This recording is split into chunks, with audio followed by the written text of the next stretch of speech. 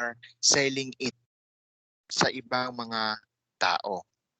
Okay, so yun ang kanilang livelihood. Okay, so let's take a look on this another question.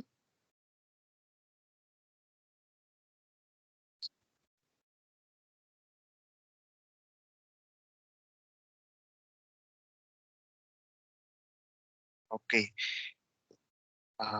Okay. So in terms of livelihood, what similarities that the Samal have with the Bajau? Okay, in terms of livelihood, what similarities that the Samal have with the Bajau? Let us hear from this person on screen. Ang tagal.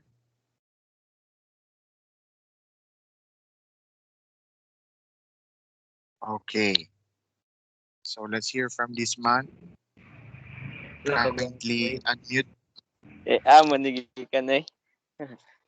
So, in terms of livelihood, what similarities the Samal have with the Badyo? So, para sa Badyo kanang since galib sila bitaw beside the seashore pod or kanang dula pod sa dagat, murag pa, dito bitaw sa nagpareha og kanang livelihood kay since fishing na pod ilang kinabuhi bitaw kana ilang sagara nga ginabuhat pod sa lang dagat sa live ana kaya. Okay, so thank you, Paul, for that insight. Okay, so thank you so much. So let's go to their arts. Okay, so itong mga Samal Bangingi people, no, they are also unique in their own ways kasi hindi lang sila focus sa kanilang livelihood, hindi lang sila focus sa kanilang fishing. May dumaan na motor. But they are also having their arts. Okay, so the Sama are also renowned for their visual art. Historically, the cross beams and other structural components of the lepa or yung kanilang mga houseboats of the sea-based Sama were densely decorated with carvings of plant and animal motifs. Okay? So yung mga Sama that are living in houseboats, kung makikita nila yung kanilang mga boats, no? Yung mga poste na walang pictures tayo dito, but yung kanilang mga poste ng kanilang mga lepa or yung mga houseboats nila are carved with different drawings. Yung mga plants, yung mga animals, and fishes. Okay? So in that way, na-express din yung kanilang paka-artistic doon sa houseboats that they are living.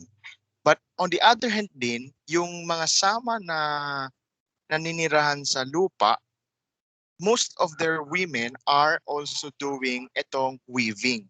So they are weaving also itong mga banik din. And most of them also are in painting, especially yung mga modern or yung mga mga young Samals in their group. Okay. So now let's go to their religious practices.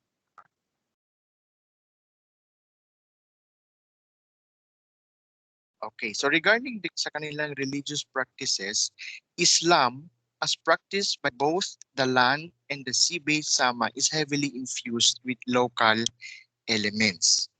The sea-based Sama, however, have been known for their more markedly indigenous interpretation of the religion. So both groups normally observe major Muslim holidays such as the feast at the end of the fasting month of Ramadan and in celebration of the birthday of the Prophet Muhammad. So in other words, they are mostly under the religion of Islam. However, itong mga sea-based Sama, parang meron silang mga local versions ng mga doctrines nila. May mga paniniwala sila in their own tribes. Okay? So they are worshiping Allah. They are under the practices of Islam. Pero meron din sila mga beliefs tungkol sa dagat, tungkol sa mga Diyos sa dagat, sa mga isda, at kung mga ganon-ganon. Since nandun sila most days ng kanilang buhay. Okay? It is them who came up parang with these ideas, own ideas about yung kanilang paniniwala. But both groups normally observe yung mga major Muslims holidays. So yung feast after the a month fasting of Ramadan and the celebration of the birthday of the Prophet Muhammad. Okay. So for the Samal culture, the Samal Bangingi, so yun lang ang mga informations na I can share with you this afternoon. Okay, so let's have this one question. Summarize the culture of Samal or Bangingi in your own words. So let's hear from this person on screen.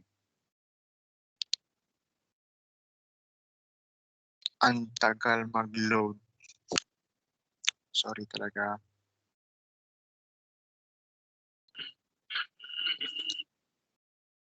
Okay. So let's hear from this person. Just please unmute your microphone. Grabe, So the seryoso na jud question is, summarize the culture of Samal in your own words. Or So, the for culture me, of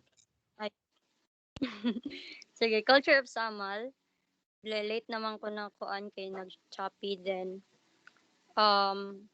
In my own words, Samal culture is very very unique.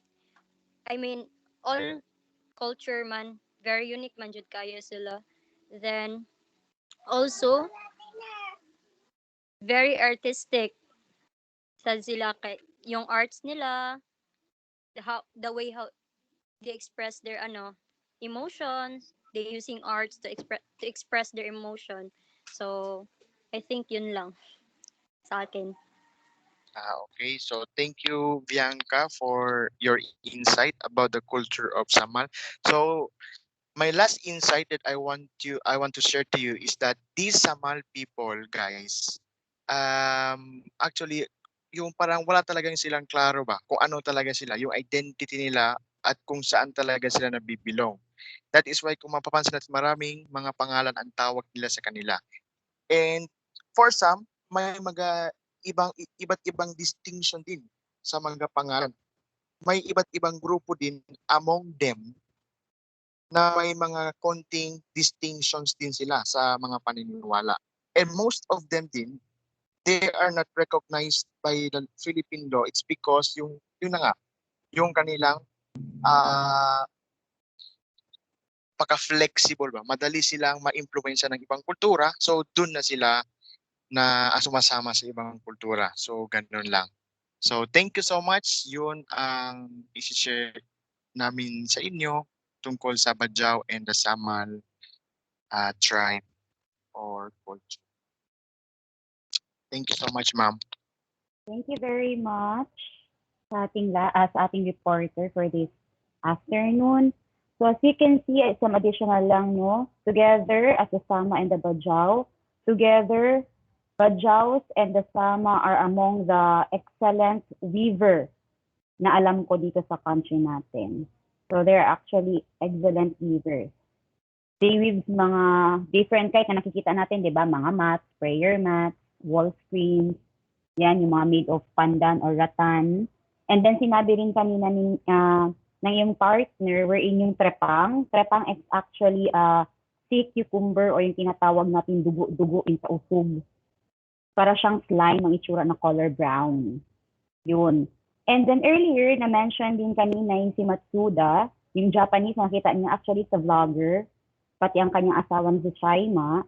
So they fell in love and then actually yung mga traditions na na-follow ni Matsuda, na fell in love siya sa Bajau. So yung mga traditions nila sa wedding traditional nila, sa wedding tradition or wedding ceremony, meron ang babae, so ginampanan pa rin niya kung ano yung nakakagaan para sa babae. And the dukon, sinabi nga kanina, as Mr. Just Martin mentioned, na may dalawang klase. Yung iba naman, they believe in Allah and they believe in other different kinds of mga spirits, di ba? Gaya ng mga shaman, kapag may mga ganitong nangyayari sa paligid, nagbibigay sila ng mga rituals, right? O yung tinatawag nating mga imam. Meron silang tinatawag na dukon or shaman or yung mga healer. Kapag parang masamang pakiramdam mo, isukob ka, ibig sabihin nanuno ka. May mga ganong beliefs sila. So, kakaiba man ang mga beliefs nila. But then, in the end, it tells us that each of the cultural communities in Mindanao is very important. Together, as we learn through this, they contribute how rich mismo the art and the culture that is uniquely Filipino. Ito yung tinatawag natin na trademark ng pagiging Filipino as a whole. So, here also, we were able to develop din yung mga preserve their arts and crafts over the years na hanggang ngayon sa generation natin and sa mga susunod na generation natin, makikita pa rin ang mga ito. So, over the years, it gives us the sense of pride of being a Filipino. Yan lang naman ang kailangan natin to help preserve the different arts and culture of our cultural communities na ipinisent sa atin ng ating mga reporters for this afternoon. Thank you very much for your time. I know nag-overtime na tayo. So we will get back sa mga reporters on our next meeting. So this coming Saturday, I'm going to meet you again for our last reporters. Para by next following week, we will have already our exam on the Saturday 21. I hope everyone is free. We will use the Google Form served as our midterm exam. Okay ba yun, everyone? Mr. John Ben, can you, off po ang inyong audio para hindi po masyado masakit sa tenga. Okay, thank you. So, yan po. So, do you have any question sa mga reporters natin? Ay, ma'am, saan ang dowry, guys? Ha? Ano po?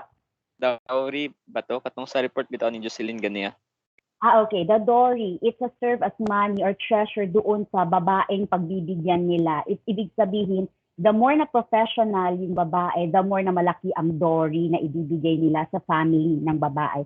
It's either mga sacks of rice, yung mga meat, yung mga pera, alahas, yun. Ibig sabihin, yun yung katotalan ng dowry na kailangan ibibigay ng lalaki sa pamilya ng babae. Parang isa Thanksgiving na ni-raise yung babae na yun para to fall in love with him na maging buo silang dalawa together. Yun.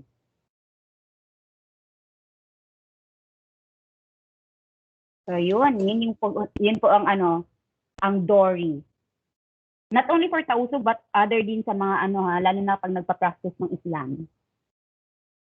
Ng religion ng Islam. Yun. So meron pa po ba? Do we have any questions? Yes po, Cindy. Ano po yung imam? Imam is actually a priest. Priest ng mga Islam. Wherein doon sila nakakapagbigay ng mga ng mga tawag dyan, yung parang way of how Allah is going to bless us, how Allah is going to parang katulad lang na sa ginagawa natin. We have the Bible, right? So meron din silang tinatawag na ang tawag dyan Quran na kung saan nakalagay doon lahat ng mga kailangan nating gawin bilang isang tao. So ganun din ang ginagawa nila. They preach also the word of the Lord para sa kanila sa term ng Islam mismo. So yun, the imam is not actually also yung nag-preach but also gives yung mga yung hinihil sila, yung mga ganyan. They also serve as the center of their culture na wherein na kapag may mga nangyayari sa kanila sa ethnic tribes nila, siya yung kailangang puntahan. Ibig sabihin siya yung pinaka-leader ng lahat. So yun. Anything pa po? Thank you, ma'am. Thank you po. Okay. So, meron pa po bang idadagdag yung iba? Or meron silang katanungan with regard sa ibang mga sa ibang mga reporters natin? Ma'am, regarding po ba sa... Excuse me. Sino po? Yes, Bianca. Yung ano ma'am, yung Badjaw, Mhm. kuan man na siya ma'am, no? Under man na siya sa kanang mga Muslim tribe, ay mga Muslims? Yes po. Okay. Rata ma'am. Actually, Ma'am, may tanong lang po. yes po. Ma'am? Yes. Ang tanong ko lang po kanina regarding sa reply na France about sa Taozugs. I don't know kung na-mention niya yung manner ng wedding ng Taozugs.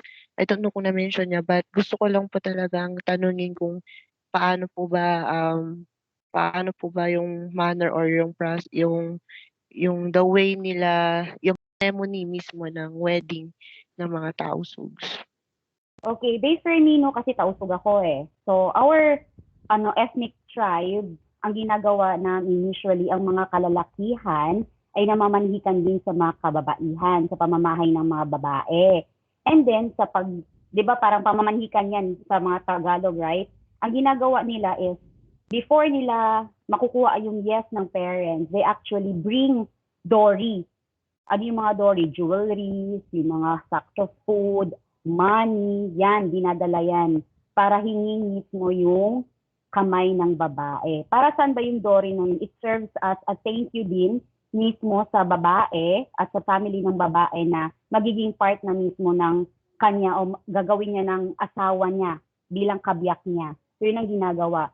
And then afterwards, kapag magiging okay na yun, kahit magmamamanhikan lang it's a celebration na rin. It's a big feast para sa mga tausug, ang mga ganon. So, maliban doon, may mga traditional way tayo na kung saan magkakaroon ng 7 days na celebration. Di ba? Kung sa lalaki pa yan sa modern days ngayon, mahirap, di ba? 7 days na celebration. Every day yan. Kung ipapalo talaga yung pinaka-tradition ng tausug. But since nagiging modern na din, so, di ba kung mapapansin nyo, merong sa bahay na magaganap na ceremony at meron din yung public na wherein, yung sa, yung kapag sa tradition, it's between family, closest family, and basta mga relatives, dapat nandoon lahat actually. And then kapag naman sa, yung sa mga hotels na nakikita nyo ngayon na modern na, wherein, yun yung mga closest friends kasama na doon, yung mga workmates mo, yung mga best friends mo doon nakasali. But way back, hindi po talaga ganun. Simple ceremony, I may say simple, in a way sa tradition nila, it's a simple. But then, dahil nga sa tradition na meron ngayon sa na-adapt natin, na-adapt mismo nila sa modern para isahin na lang. So, they form the 2 ceremony in a 1 celebration na. So, yun. Actually, Ma'am, follow-up question lang po sana. Kasi may nakikita po ako ngayon sa Facebook regarding mga tausug weddings. Okay lang po ba yung lalaki, pakasalan niya yung dalawang babae at the same time? And then, paano po yung Dory? Same amount din po ba or paano po yung nangyayari yung mga ganun? Yung dalawang babae ang kinakasalan ng lalaki at the same time or the same wedding po? Actually, sa practices ng mga tausug, if kaya naman talaga ng lalaki na mapanindigan niya na magkaroon siya ng pangalawang pamilya, it's their decision. But actually, ang practice talaga, it's only one. But then, dahil sa tradition ng way back pa talaga, dahil sa pagpapalaganap ng populasyong Islam, so ang ginawa is nagkaroon ng 2-in-1. So, ibig sabihin, kung kaya naman niya bilang lalaki na ma-provide yung needs ng babae at ng pamilya ng babae, so umaabot ng 2, 3, 4. Gaya ni Manghuda Datu, he has 5 wives until 5 lang. Yun. Pero may kasulatan po yun. Ibig sabihin, kung okay sa unang asawa, then why not? If okay naman sa pangalawang asawa, why not? If pag third, why not? Dapat ganun ang gagawin nila sa ethnic tribes nila. Ang gagawin nila, it's a matter of decision. Hihingi ang lalaki ng desisyon kung okay lang ba sa mga magulang ang ganito at hihingi din siya ng permiso sa kanyang asawa o magiging asawa if okay lang ba din sa kanya. Kaya usually ang nakikita niyo mismo sa mga Facebook ngayon is 2-in-1 sa kasal, kung okay ba, kung parehas ba mismo yung kanilang dory na ibibigay. It's actually nakadepende kung paano nila pinag-uusapan mismo bilang mga couple. Kasi the more, halimbawa, bigyan ko kayo ng ng trivia, the more na ang babae ay nasa mataas na kaantasan, umaabot ng halos 1,000,000 sa 5,000,000 ang kayang ibigay ng lalaki sa isang babae. Yun ang pinakamalaki. Ang pinakamababa na kayang iabot o dori ng isang lalaki ay nasa 5 to 10,000 only. Nakadepende sa kaantasan ng babaeng iyong papakasalan. So yun siya. Actually, it's a matter of decision kung paano nila gagawin yun. Kung okay lang ba sa una at sa pangalawa at sa pamilya ng babae. Kung okay lang din, then that's how their tradition works. So yun po. Ma'am, murag na question si Kuya Mark sa chat, ma'am. At ano po yon? Murag na question si Kuya Mark sa inbox bitaw. Okay.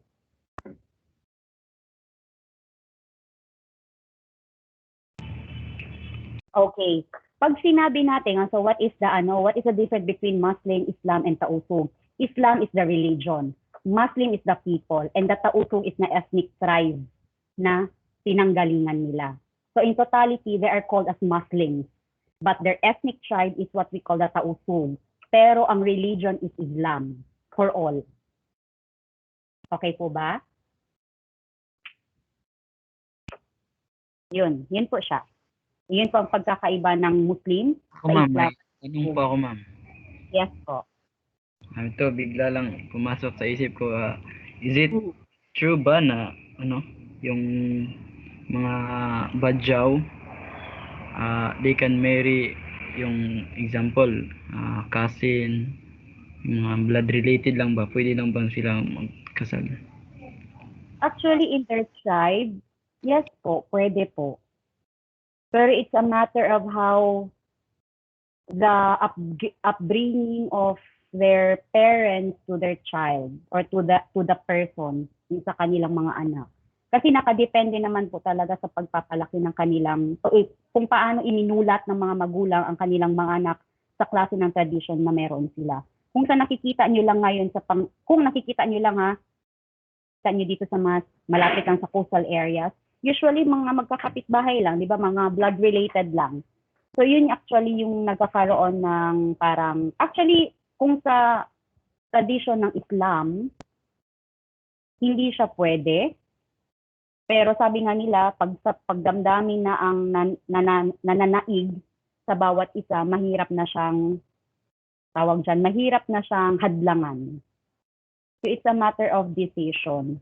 Basta may consent ng parents. Kapag okay, then why not? If hindi, so alam naman siguro natin yung mga consequences with regards sa pag family to family, di ba? May nangyayari din sa magiging kalalabasan na magiging anak nila in the near future, kung ano man ang kalalabasan nun. So yun po.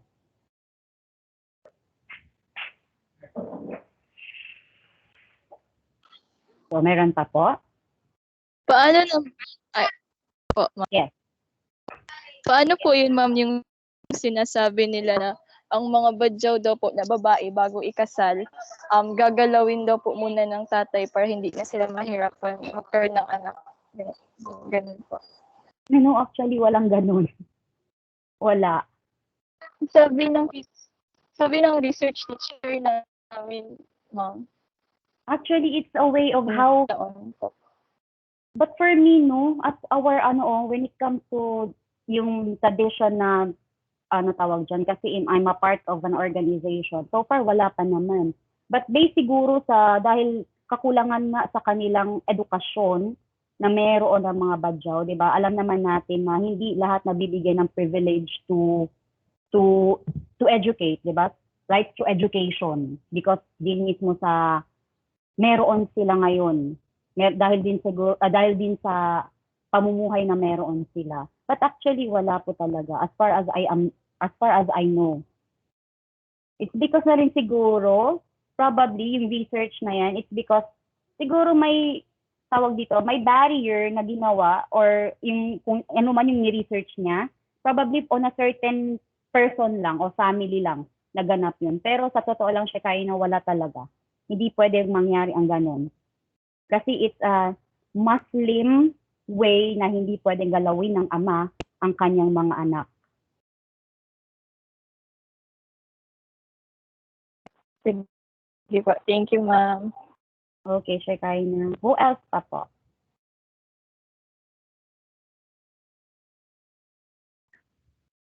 Okay, so wala na po ba? I think wala na. Ano yun, Miss Cindy? Wala po, ma'am. Okay. So, are we sure? Kaya hindi ko na masyado na ano yung internet connection natin.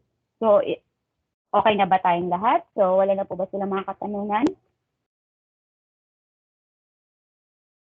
So, I hope it's a way na kung saan ma-preserve din natin yung ating mga histories, just like yung mga ethnic tribes na inyong natutunan. Sana, madala-dala nyo yan as you also preach the word of God to others. Para hindi rin tayo na mabigla makapag-preach sa kanila. Para malaman din nyo yung mga backgrounds nila as you meet them in person someday. Pag natapos na tong pandemic, right? So yun. So thank you very much for your time. Alam ko nag-extend na tayo for almost 2 hours. But thank you sa inyong oras at thumbs up sa lahat ng mga nag-present for this day. So mga hindi pa nag-present, so I'm going to meet you next week po, this coming Saturday, for our continuation of our report. Yes, Mr. John Vance, you have question? You have raised your hand? Wala na ma'am, wala na. Okay. Wala kasing thumbs up ma'am, reasons na. Okay. That's why. Hindi wala na? Molina ko. Miss Cindy? Nice to meet you. Si Miss Cindy wala na. Okay. So, thank you very much for your time. Kita-kits po tayo sa this coming Saturday. And then, on the next following day, sa 21, would be our midterm exam na po. And please, pakibigay lang po ang inyong mga PowerPoint presentation para ma-post po natin sa inyong mga Gmail o sa ating messenger para makapag-study rin po ang iba. So, yun lang po para sa araw na to. So, thank you very much for your time. See you po next time. Thank you, ma'am. Thank you, Thank you, ma'am. ma'am. God bless po. Bye. Bye po. Bye-bye. Goodbye. Dadah.